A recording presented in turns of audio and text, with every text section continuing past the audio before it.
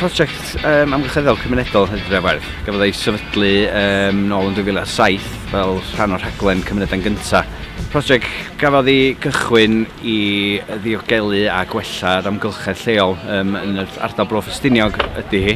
Ac erbyn heddiw mae hwnna wedi newid chydig bach mwy achos nid yn unig da ni'n edrych ar ôl yr amgylchedd a trio gwella'r amgylchedd, ond hefyd da ni hefyd yn gweithio'n agos iawn efo bobl sydd hefyd wrth gwrs yn rhan o cael amgylchedd iach. Ro'n i symud i Mro Ffestiniog ers 10 mlynedd.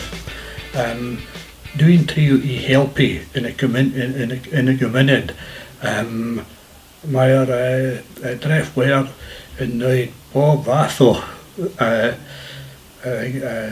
clirio afonydd, trio i rheolau knotweed a rhododendrons.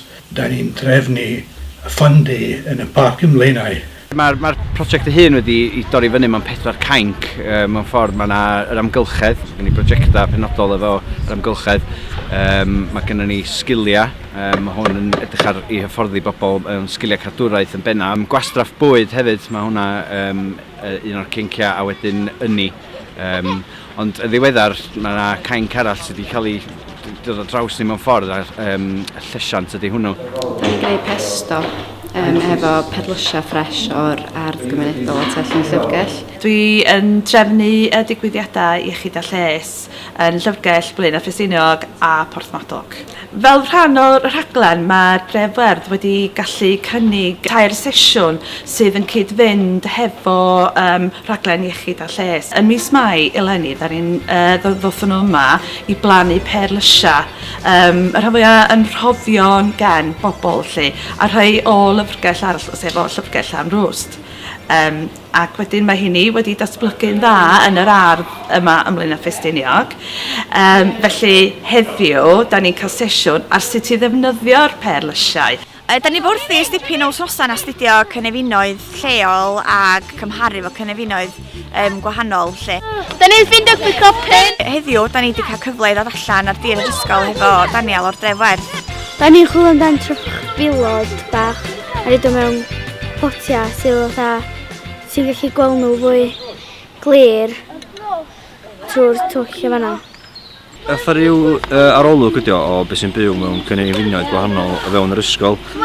Di gael hyn gan Open Air Learning Danny Opel. Dyna gael mynd yn y mwyd ac ffindio lot o anifeiliaid.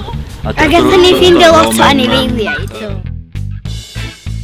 Da ni'n defnyddio'r safon yma i wneud gweithio efo plant. Dwi'n mwy na'n byd. Dwi'n gen i 2 prosiect gyda plant sef un cynefin y chymuned. Gath i ddatblygu gyda Mro Ffestiniog blynyddoedd yn ôl. A lle syniad ydy da ni'n taflu'r plant allan i'r bwyd natur, really. A dysgu sgiliau newydd yn nhw a hefyd dysgu amdano etifeddiaeth a hanes yr ardal tra dwi'n gwneud hynna. Da ni'n jyst yn cael y cyfle i'r plant gael cyfleusterau hefyd, fatha John Mro Ffestiniog. Da ni'n clirio planhigyn os da ni'n gadael fo safo'n lladd bob dim yn yr pond. Da ni wedi mynd i yn y sentri ac da ni wedi dringo mynyddoedd. Da ni wedi mynd i'r ysgwr neu plannu bethau. Be da ni'n neud ydy gweithio gyda pobl ifanc rhwng 11 ac 19 i gael nhw i cymryd perchynoliaeth dros i amgylchedd tu allan ag amgylchedd cymunedol hefyd. Dwi'n gweithio efo Dref Werdd, grŵp gorau fi erbyn hyn, a wedyn, dwi'n mynd yn ffantastig. Yn heddiw yma ni'n cael pizza, cacan a cael ffyn. A wneud pethau fel tŷ bach i bugs.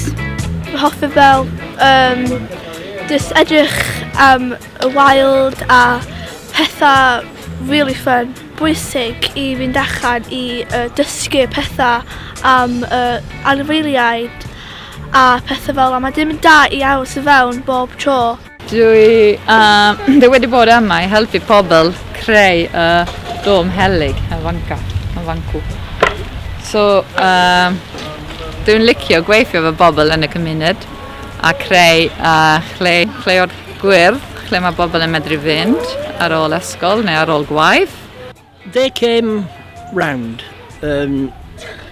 asking people who'd be interested in doing this green space, and I just said, I'll have a go. You know, I'll help you if you want, and I've ended up being sort of chief gardener. The process is now to turn this over 3 or 4 times, then get some more soil in and build it up with some more compost on, and the idea is to split it into 4 quarters so we can grow different vegetables.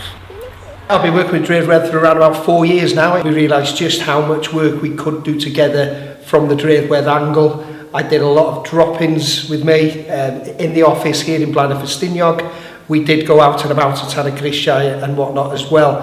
And I think the proof of the pudding and the actual relationship, the fact that they were so easy to work with and I've done so much good work in the area, was when we did some data pullback around about 18 months ago.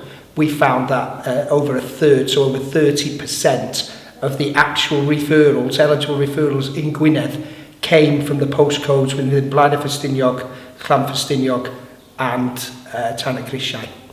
It's a huge impact. I mean, we're saving people hundreds, if not thousands of pounds on their energy bills. We're making the properties more energy efficient. The behavioural aspect as well, people coming in and sitting and speaking to us.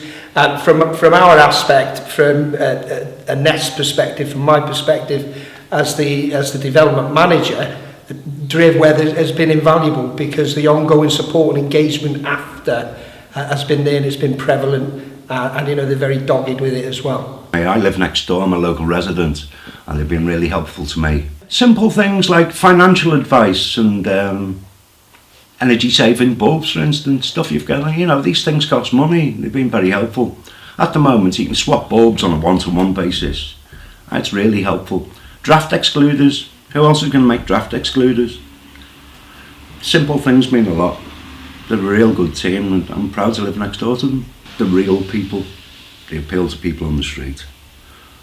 Anyone can come here, feel comfortable, have a chat, have a coffee, even if they don't need advice. I think it's most important that this stays open, this project. I really do. Mi fydd y Dref Werdd yn dod yma fo stondin bob hyn a hyn ac yn rhoi cyngor ar sut i arbed trydan a rhoi thermometers allan i neu saff bod bobl ddim yn goroeri yn wedi yn geuan, de. I moved to Blaenau in October 2013 and I hadn't been here that long when my husband died in January 2015. And I didn't know anybody and I felt very isolated and alone. And I came here to the Age Well group. When I came here, one of your workers was doing a kind of drop-in session around energy advice. And I was in a very difficult situation because while my husband was really ill, I'd had to heat the house with a very expensive electrical heating system. It meant that by the time he died, I had a huge electricity debt. And your service was so supportive in trying to help me sort that out. They negotiated with the company to reduce my payments to make it more manageable because I was on an extremely limited income. And they helped me apply to have a new heating system put in so that I could actually afford to heat the house moving forward. And because I was extremely depressed and suffered a lot from anxiety at the time, you were so kind and supportive that you helped me all the way through that process. And I think it wasn't just the practical side of the support that was invaluable to me, it was the way you actually helped me feel a part of a really warm community, and that was really significant in helping me feel like I was at home and that I had a positive future ahead of me. Yna rwy'n dwi'n meddwl efo damprwydd yn tu, gath nhw help efo hynny. A jyst weithiau, jyst y siarad efo rwy'n call, a rwy'n sy'n fodlon siarad drostoch chi weithiau ynda. Blaw bod ni wedi cael bylbia a sausages. I roed yn drws. Da ni yn stwffio draft excluders. Dechrau prosiect y Dref Werdd, oedden ni yn chwilio bethau oedd ddim yn costi lot i wneud. gyffredinol mae stoc tai Mro Ffestiniog i gyd yn dau eitha hen, heblaw am 1 neu 2 o domidio o eiddo tai cymdeithasol. Wedyn, drwyddi draw, maen nhw'n 2 eitha drafftio.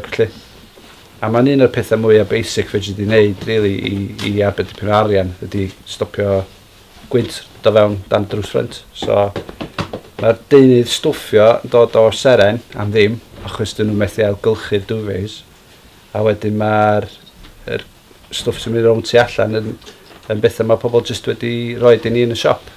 Daethon ni manager helpu sawl un yma allan efo pethau fatha nyth, sef cynllun Llywodraeth Cymru i gael boilers newydd a y warm home discount sydd yn rebate o 140 gen i'r cyflenwr ynni.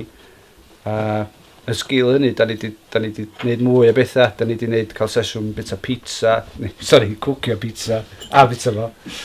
A be arall da ni wedi gwneud? Garddio. Garddio. So da ni wedi gwneud dipyn efo'r grŵp yma. Maen nhw'n chwarae teg, maen nhw'n drew iawn. Da ni wedi bod yn hynod o ddiolchgar o help y Dref Werdd mewn nifer o ffyrdd a dweud y gwir. Mae'n ffitio mewn efo amcanion y Dref Werdd i leihau gwastraff bwyd.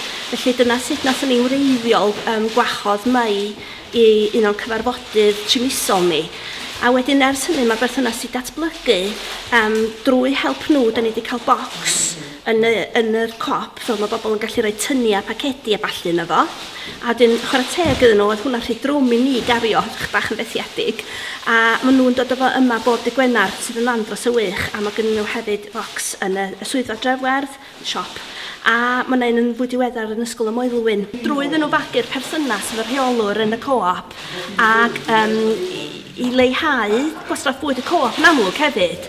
Fe sy'n digwydd ydy ar dydd ola mae bara a rolls ac amball i gacan yn cael ei daflu fel arall. Mae staff y co-op yn rewi o 10 o gloch nos, i fewn i'r rhewgell mawr nhw, a dyn unwaith yr wythnos neu 2 waith yr wythnos mae staff y Dref Werdd yn mynd yna a efo sach mawr ac yn ôl i fan hyn a dyn ni'n gallu rhaid o syth i fewn i'r rhewgell sgynna ni.